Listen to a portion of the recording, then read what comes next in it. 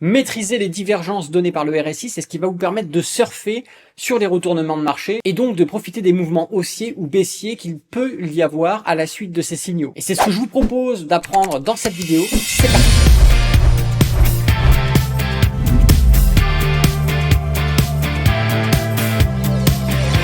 Bonjour à tous, c'est Alexandre, le trader indépendant, et dans cette vidéo, on va parler du RSI et notamment de comment maîtriser les divergences de cet indicateur technique afin d'obtenir des probables mouvements de retournement haussier ou baissier de l'actif que vous êtes en train d'analyser. Avant d'aller plus loin, n'oubliez pas de mettre un petit pouce sur cette vidéo. Si vous n'êtes pas déjà abonné à la chaîne, abonnez-vous et surtout activez la cloche, c'est super important. Allez, c'est parti, je vous propose que l'on passe maintenant sur le cours que je vous ai préparé pour apprendre à maîtriser les divergences du RSI.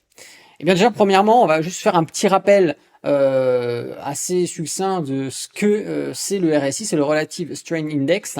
C'est un indicateur qui est borné, voilà, et qui va vous permettre d'obtenir, en gros, la puissance du marché. C'est-à-dire que c'est un indicateur qui est fait pour suivre la vitesse du mouvement du prix, et ça va nous permettre de comprendre si le mouvement actuel est fort ou plutôt normal, et donc de savoir si on est sur une extrapolation de cotation, ou si au contraire on est sur plutôt un mouvement naturel, dynamique, que le trader peut trader sereinement.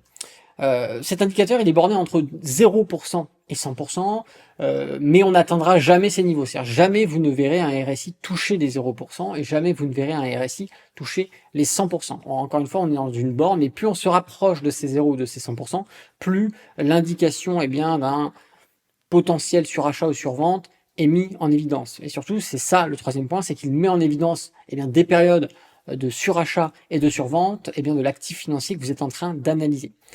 Voilà pour le petit récapitulatif, et je vous propose maintenant, sans plus attendre, de passer directement sur votre cours, et on va apprendre à utiliser ces fameuses divergences que l'on a sur le RSI. Alors ici, pour mettre en évidence une divergence, on va comprendre schématiquement le contexte. Ici, on se rend compte qu'on a nos chandeliers qui sont en train de prendre de la hausse, donc on a une progression haussière au niveau de nos chandeliers, donc c'est-à-dire qu'ici, le prix est en progression haussière. Et juste en dessous, nous allons retrouver le RSI. Ici, le RSI est en progression baissière. Vous voyez, on a un mouvement qui est complètement différent du mouvement donné par les chandeliers. C'est comme si on avait mis un miroir juste en dessous de nos chandeliers et qu'on reflétait le mouvement inverse. Ce mouvement inverse qui est reflété, puisqu'on voit bien ici le prix qui continue son ascension, qui grimpe, alors que lui, le RSI, baisse. Vous voyez, on a un mouvement inverse donné par le RSI. C'est ce qu'on va appeler une divergence entre le prix et le RSI. Et cette divergence est bien souvent suivie, alors en fonction de certaines conditions, de certains critères que nous allons voir dans cette vidéo également, parce que une divergence peut apparaître sans qu'il se passe quelque chose, mais souvent une divergence offre une opportunité pour les traders qui savent saisir cette opportunité.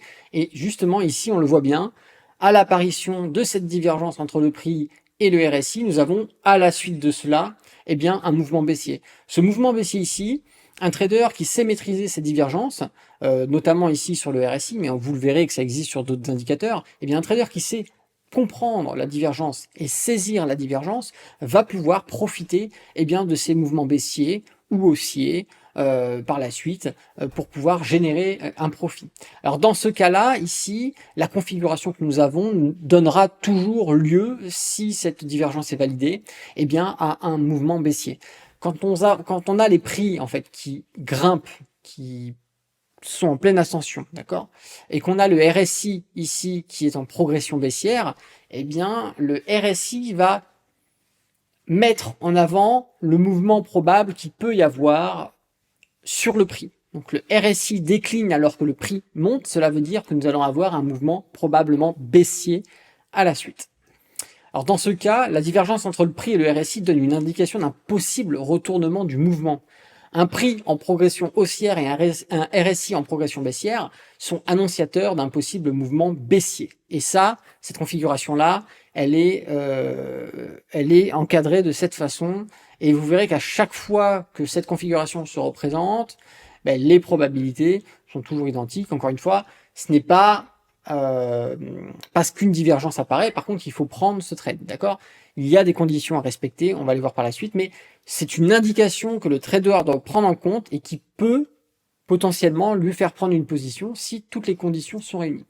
Le RSI met en évidence un ralentissement de la tendance en cours par un mouvement contraire au prix, c'est ce que on a vu précédemment, et donc la possibilité d'un inversement de la dominance des acheteurs. Ici, on a un marché qui grimpe parce que les acheteurs sont majoritaires sur les transactions.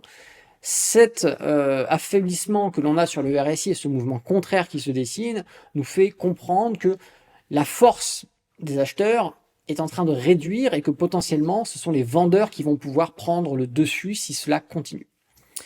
On va reprendre un deuxième exemple ici. Je fais exprès de vous prendre une divergence un peu plus compliquée de lecture pour que vous puissiez bien comprendre toutes les façons qu'il existe sur les graphiques de détecter ces divergences. Nous avons bien, comme le scénario précédent, ici un prix en progression haussière, mais qui est beaucoup plus dessiné par des vagues, et donc on a beaucoup des sommets et des creux qui sont plus présents, mais qui nous montrent une progression du prix, puisque les creux sont de plus en plus hauts, les sommets sont de plus en plus hauts, et donc nous avons ici une phase de progression haussière.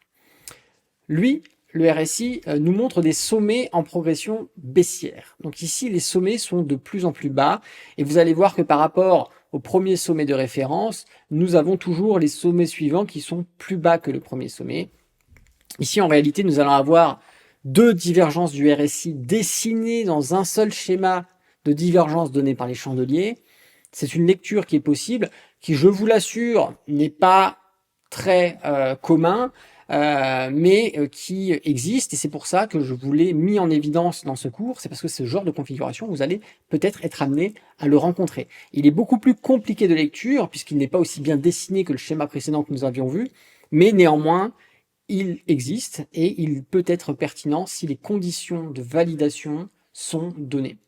Et ici, ça ne doute pas, hein, nous avons bien et bien une divergence entre le prix et le RSI, ce qui donne suite à un très très beau mouvement baissier. Alors dans ce cas, bien évidemment, la divergence entre les sommets du prix et les sommets du RSI donne une indication d'un possible retournement du mouvement.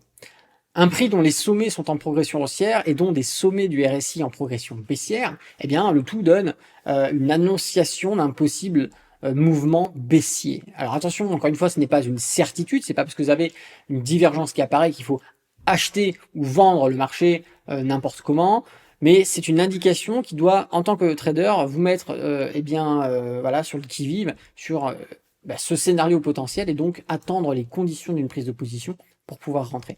Ici, le RSI met en évidence une décélération des mouvements forts de la tendance en cours par des sommets contraires au prix, et donc la possibilité d'un inversement de la dominance des acheteurs. Encore une fois, c'est le même scénario qu'avant, que ce soit des sommets ou une ligne bien continue. À partir du moment où la divergence est présente, nous avons ici la force acheteuse qui est en train de perdre en force, et peut-être probablement qui va donner lieu à un terrain favorable aux vendeurs pour pouvoir vendre massivement et faire décliner le prix de l'actif en question.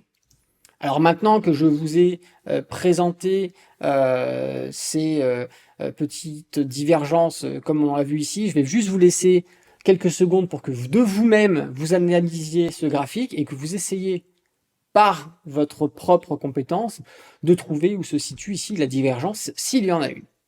Alors attendez, je vais donner quelques petites indications. Ça se trouve peut-être au milieu du graphique. On est plutôt non sur les extrémités, mais plutôt sur le centre. Allez, je pense que vous l'avez trouvé, je vous le mets en évidence. Ici, nous avons bien les sommets du prix en progression haussière, et nous allons avoir ici les sommets du RSI en progression baissière. Donc là, c'est beaucoup plus distinct et facile de lecture que le graphique précédent, puisque nous n'avons pas deux divergences du RSI intégrées en une divergence, mais on a bien une seule divergence.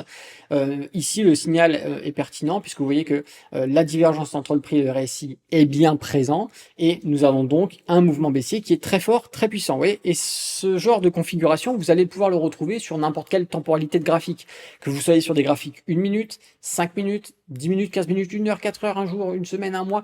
Ces divergences existent, et si vous savez les utiliser, les saisir, les détecter, vous pouvez faire des profits qui sont quand même extrêmement importants, parce que en fonction de l'actif sur lequel vous détectez ces divergences, parfois les mouvements donnés peuvent peuvent voilà, avoir une puissance de plus-value de plusieurs dizaines de pourcents, voire parfois 100% quand on a tapé des actifs très liquides comme les crypto-monnaies.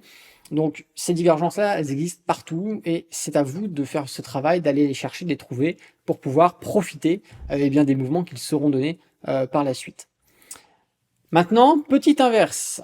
Ici, on a vu depuis le début des divergences qui donnent lieu à des mouvements, à des probables mouvements baissiers, et donc des divergences qui vont donner lieu à des ventes à découvert. Une divergence peut également être utilisée si vous êtes actuellement en achat, vous avez une position où vous êtes acheteur, une divergence apparaît, ça peut être annonciateur d'un signal de retournement, et donc vous savez à ce moment-là qu'il est peut-être intéressant de commencer à alléger sa position, de revendre partiellement votre position pour encaisser les plus-values, ou même de clôturer totalement votre position si des conditions ici se réunissent. Et je vous rappelle ces conditions-là de validation, je vais vous expliquer un petit peu par la suite comment est-ce que ça fonctionne. Ici, nous avons donc une divergence également du RSI par rapport au prix, mais à la différence que ici, c'est le creux du prix qui est en progression baissière au niveau des chandeliers. Vous voyez que les chandeliers prennent de la baisse. On a une belle droite qui se dessine et donc qui nous met en évidence ici les chandeliers en mouvement baissier. Nous avons également ici les creux du RSI qui sont en progression haussière. Donc le RSI qui lui va faire le mouvement contraire, comme si encore une fois on avait mis un miroir entre nos chandeliers et le RSI. Donc ici, tout simplement, on a une divergence entre le prix et le RSI. Et cette fois-ci, cette configuration, quand on a les chandeliers qui baissent mais le RSI qui grimpe, eh bien, c'est une divergence qui donne lieu à un probable mouvement haussier.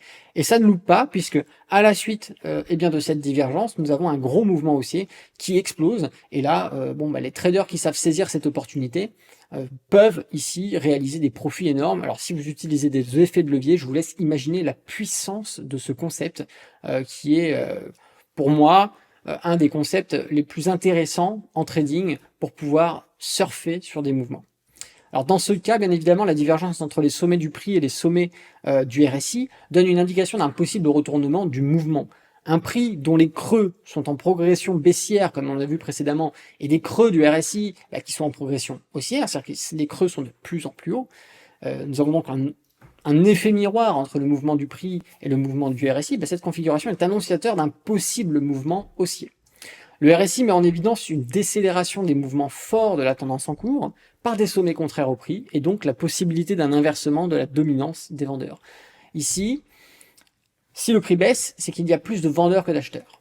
Et donc, je vais passer comme ça. Et donc, s'il y a plus de vendeurs que d'acheteurs, on a une décote de prix. C'est-à-dire que si les vendeurs sont plus puissants sur les ventes que les acheteurs, nous allons avoir une décote du prix, d'accord parce qu'il va y avoir plus d'offres que de demandes. Et donc, le prix va décaler à la baisse.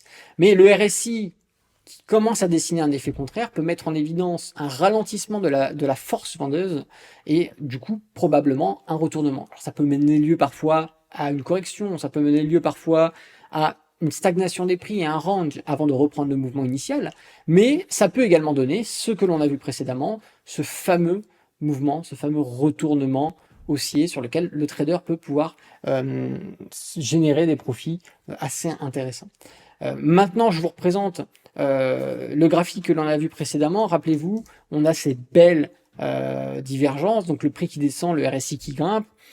Et comment est-ce qu'on fait concrètement pour valider ce schéma? Parce que vous allez voir par vous-même, si vous analysez un graphique, vous allez trouver des divergences qui ne donnent des fois rien du tout.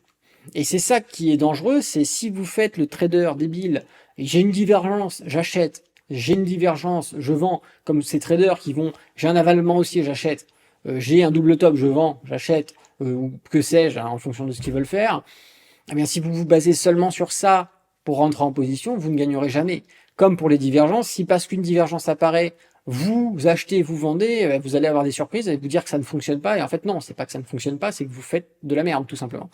Ici, il faut réfléchir avec logique et ne pas oublier les bases fondamentales. Encore une fois, tout ce qui s'applique et qui est additionnel aux bases fondamentales doivent toujours s'appliquer, mais dans le respect des bases fondamentales. Vous allez apprendre une nouvelle stratégie, vous allez apprendre un nouvel indicateur technique, vous allez apprendre une nouvelle théorie, vous allez apprendre un nouveau système de cycle. Eh bien, sa mise en application bête et disciplinée vous fera perdre. Puisque dans ces différents types de pratiques que vous allez pouvoir perfectionner dans votre trading, c'est toujours dans le respect des bases fondamentales que vous devez appliquer tout cela. Et ces bases fondamentales, c'est toujours le travail du prix, c'est toujours où se situent les supports et les résistances, c'est toujours savoir est-ce que si j'ai ça, je suis près d'un support, près d'une résistance, ça me fait acheter quoi, un support, une résistance? C'est toujours des questions que vous devez vous poser. Les bases fondamentales sont bien sûr plus profondes que cela, mais là je vous fais un petit peu un résumé rapide. Et donc ici, concrètement, j'ai une divergence. Qu'est-ce qui va pouvoir améliorer mon analyse pour solidifier oui ou non une prise de position? Je vais vous donner un exemple ici pour que vous compreniez un petit peu la réflexion qu'il faut avoir en tant que trader. C'est déjà, ok, on met ici en évidence une droite de tendance. Mis à part cette divergence qu'on voit, qu'est-ce qu'on a déjà ici? On a une droite de tendance qui joue le rôle de résistance oblique sur lesquelles le prix vient rebondir à chaque fois avant de repartir à la baisse. Donc nous avons une résistance ici. Et on sait très bien que une sortie de cette résistance va nous donner des probabilités sur un retournement de marché. Et si on additionne les deux déjà, regardez, si on additionne la divergence qui apparaît, une divergence du coup haussière, parce que le RSI part à la hausse, donc c'est une divergence haussière, le prix part à la baisse, on a une belle divergence entre les deux. Donc ici on a un schéma de divergence qui peut donner lieu à un probable retournement haussier. Nous avons une droite de tendance qui joue le rôle de résistance oblique sur lequel les cours viennent être bloqués à chaque fois qu'on arrive au contact de cette résistance. Et si on additionne, et donc l'apparition de cette divergence et la cassure de cette droite de tendance, nous avons ici deux indications d'un probable retournement haussier.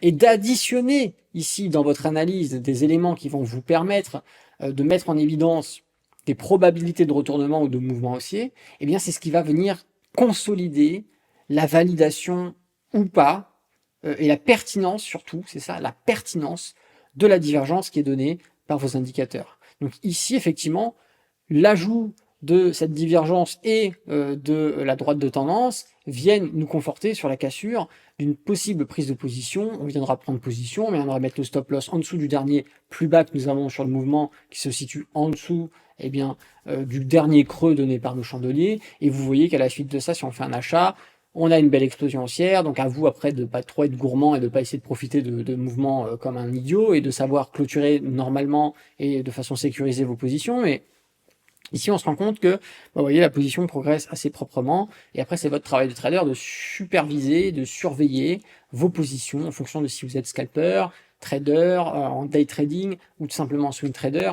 Voilà, vous allez avoir des positions qui vont durer plus ou moins longtemps et c'est à vous de trouver votre style de trading qui vous convient et la façon dont vous allez surveiller et contrôler les positions en cours. Donc, ici, vous avez tout simplement la façon la plus intelligente d'utiliser les divergences du RSI. Vous verrez que des divergences, on peut en trouver avec plein d'indicateurs, le stochastique, le MACD, etc., etc. Il y en a plein d'autres, on en a une bonne centaine. Le tout, c'est d'avoir une méthodologie qui soit simple et qui soit pertinente. C'est-à-dire ce n'est pas parce qu'on a une indication sur un graphique qui est donnée par une stratégie, par un indicateur lambda, qu'il faut le suivre bêtement, acheter. Enfin, non, vous devez additionner les différents éléments que vous avez sur vos graphiques pour conforter vos choix qui seront de prendre un trade à l'achat, de prendre un trade à la vente ou alors tout simplement de s'abstenir et de rester spectateur.